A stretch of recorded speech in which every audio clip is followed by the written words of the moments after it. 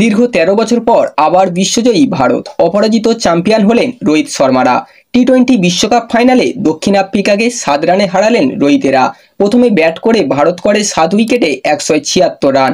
জবাবে পটিয়াদের ইনিংস শেষ হলো ৮ উইকেটে ১৬৯ রানে।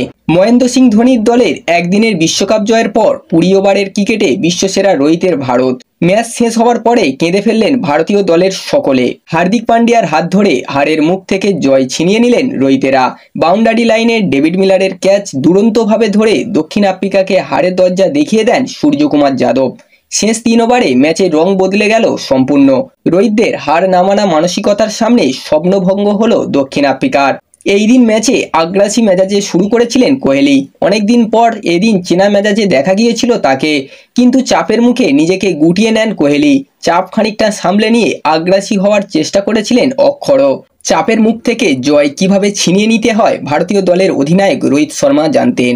বন্ধুরা, ভারত বনাম দক্ষিণ আফ্রিকার ম্যাচটি আপনাদের কেমন লাগলো অবশ্যই কমেন্ট করে জানাবেন। আর আপনারা যদি একজন সত্যি ভারতীয় হয়ে থাকেন তাহলে ভারতবাসীর জন্য অবশ্যই একটা সাবস্ক্রাইব করে দেবেন।